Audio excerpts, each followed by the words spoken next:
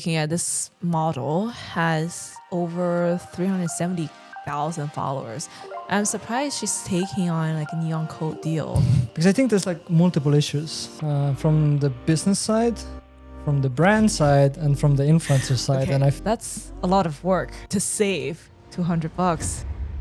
You know how you've been saying the world is built for pretty people? Did I say that? Sounds like something you would say. No, I just made it up. But I did recently hear about this app. It's apparently an invite-only app, and it's called Neon Code.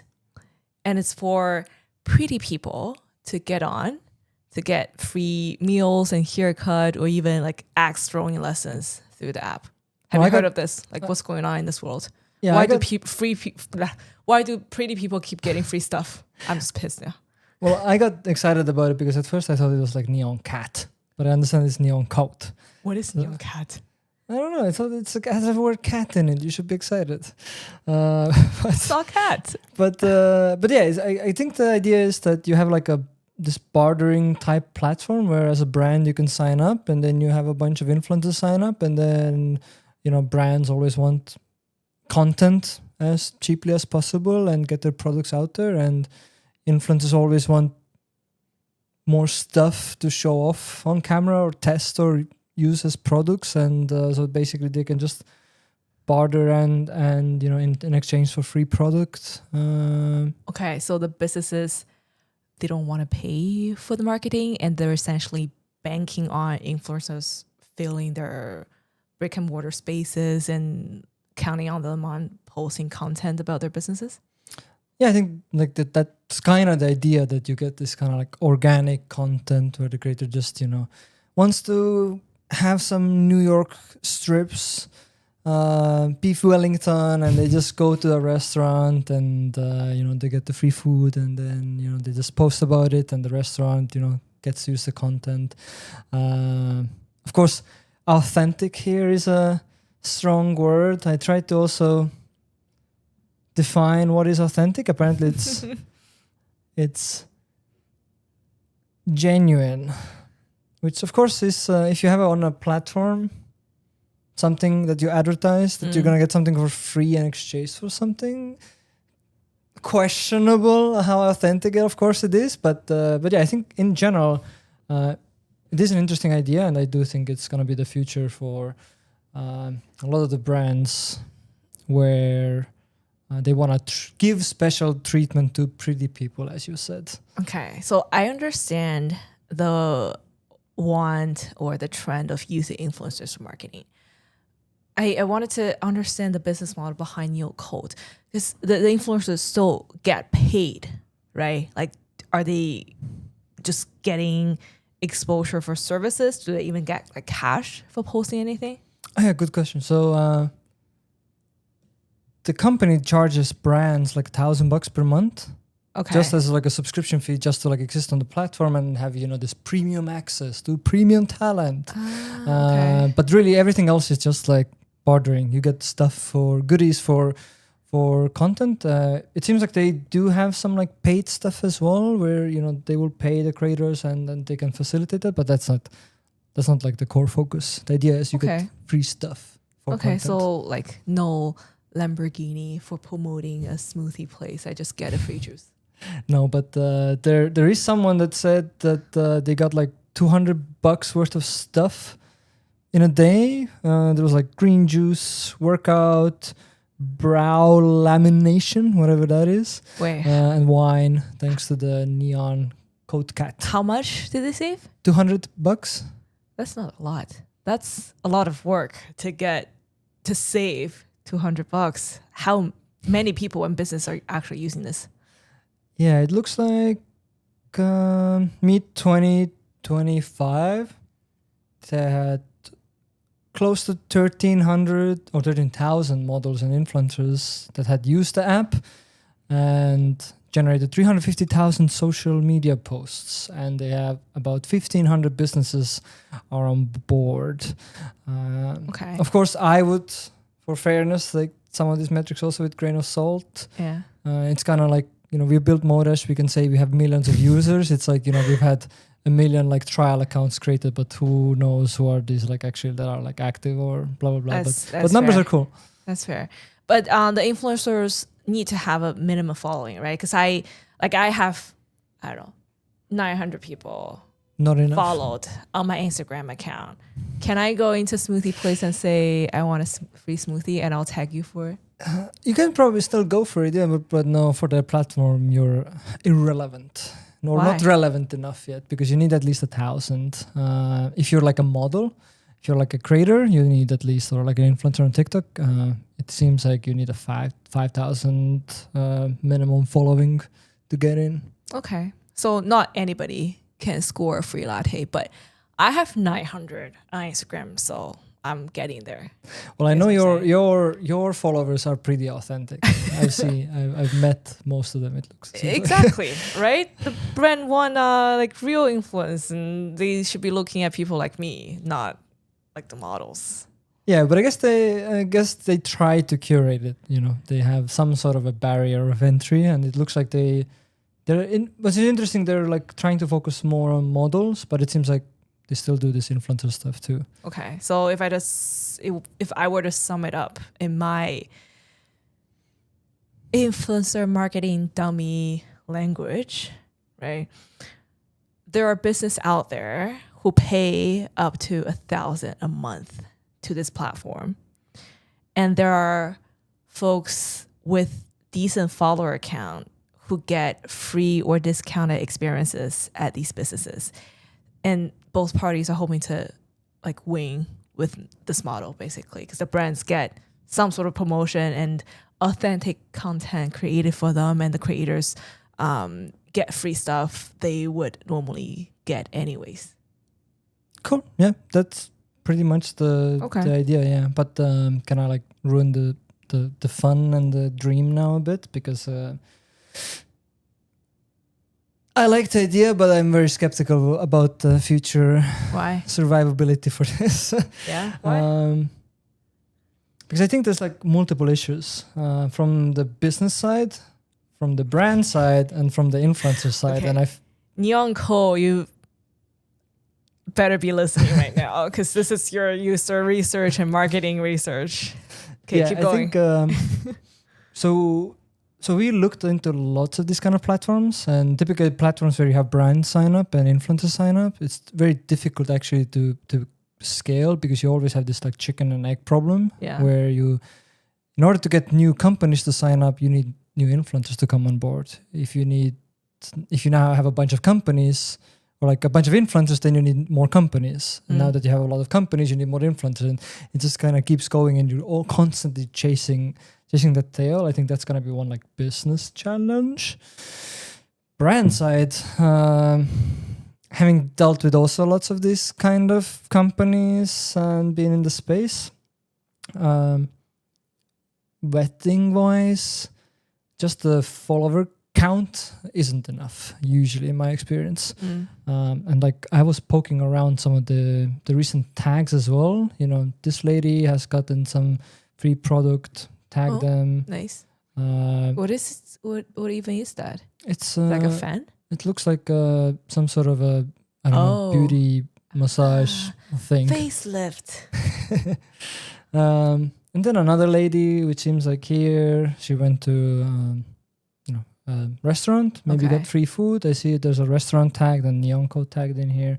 And then finally as well, there's another lady that seems like made something with like hair care promotion.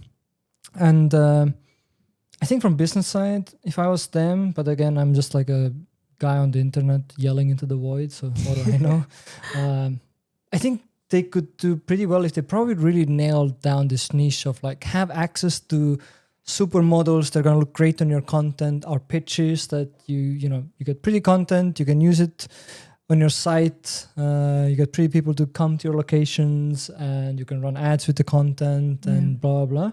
I think where it a bit gets out of hand or slightly unrealistic then, at least with these examples, is that, get beautiful content that reaches millions, posting gorgeous content about your business to many of their followers, And if I start just like looking deeper into some of these accounts that they have here, multiple issues start propping up basically. Whether it's an account that has lots of fake followers, whether their follower growth is on a downtrend, whether their audiences are, predominantly male, for example, and then it's like if you're promoting a hair product and 86% of your followers are maybe mid-aged men. Yeah, especially if you're also like promoting your hair product to females or your massage thing or whatever. Right. And that's like is the reality also of a lot of pretty Instagram models. They're gonna have 30 plus men mostly following a lot of them, unless they have a particular niche carved out. Right. And again, that's like typical brands don't also think about it. Yeah. So the example we're just looking at, this model has over 370,000 followers. I'm surprised she's taking on like a neon code deal. I'm surprised she's posting just to get the free product. I would assume she would go for like more cash rewards promotion deals. Yeah, that's another thing which we learned from these opt-in networks of influencers is that if you're a high-in-demand influencer, like why do you need to sign up for a platform? You don't need to sign up for a platform. You have brands lining up wanting to work with you unless there's like something wrong with you. Yeah. I do get, I think we talked about it, that there's a case to be made that, influencers would like buy the product anyway, so it's just a bonus. But I think that's like a bit of a different case where I think, you could have a system where, you somehow vet that, a famous person showed up and you give them special treatment, not that you have a marketplace with these like special offers. Yeah. But again, I think there's something there. But that being said, another issue, which is then from the influencer side too, it's like we started this channel right now. Someone paying me, like even today, we have like no subscribers, like 40 subscribers. I wouldn't take a deal for $200 to then like plaster it all over like ad promotion. Yeah. Maybe there could be like an integrated way. We could like put in a here or something maybe. Yeah. But like I'm not gonna like push this to my audience for 200. It's not worth it. Yeah. And think now like that. Who was this? This one person that got 5 things in a day for $200. Their feed is just like every single 5 posts today are ad placements, which who knows if they're tagging it properly? Seems like they're tagging it, but in the example of the ALO lawsuit right now, the class action lawsuit, that they weren't disclosing that these things are ads, they better be disclosing it as well. Even though they're not fully specifically paid, they're still getting stuff for it. Yeah. That's a lot of insights and like pouring out your thoughts. I think Neon Code, this business model, could work if they only work with influencers within a very specific follower range. Like, I don't think they should be working with models with over 370,000 followers.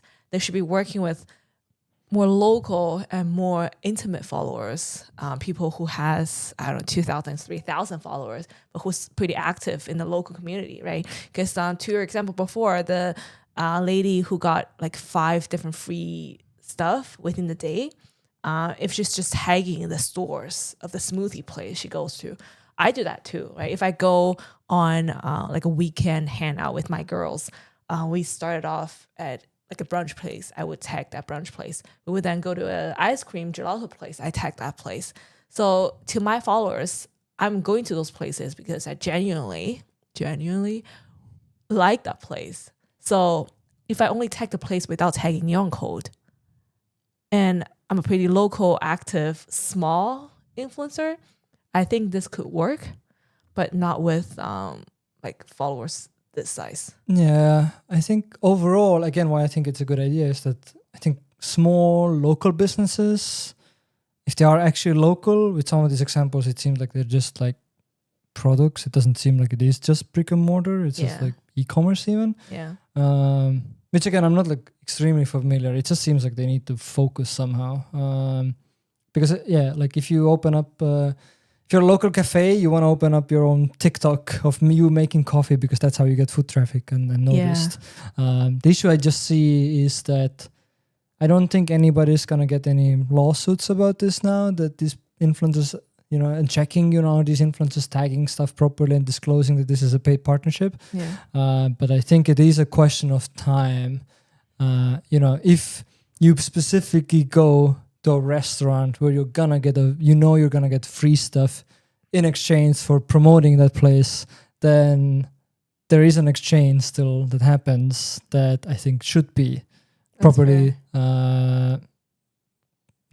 Yeah, what's that's the word fair. again? Yeah, I was gonna challenge or argue if this counts as a paid partnership, but I guess you're getting free stuff, so yeah. it What still if like counts as rewards. what if you're like a tech reviewer, and then Samsung sends you their latest greatest laptop that says it's gonna kill all like MacBooks? Okay, what if you're using your example? If I'm a tech reviewer, I got the Samsung newest model. What if I give a very honest review about it? Like I list out things that I like and things I don't like about the device. Yeah. Does it still count as a paid partnership? Because I'm not necessarily promoting this device. It's not a paid partnership, but I think in terms of disclosure, you still should disclose it that, hey, Samsung got sent for me free. this for blah, blah, because then the viewer can make up their own mind and they know that bias at least. That's fair. That's fair. Yeah, that's a good point. I think Neon Code has an interesting business model. I think they're just promoting their products wrong. Like, don't say, oh, get on our platform and get the top models to promote for you. Because if you're hoping to get a world-class promotion by just giving out free stuff without even paying for the influencers, like you're thinking way too nice. Like this is kind of dreaming scenario. It's okay. Now I'm just thinking that, maybe they can build something cool out of it and then Modash can one day just acquire them and it'll be all fine. I look forward to that day.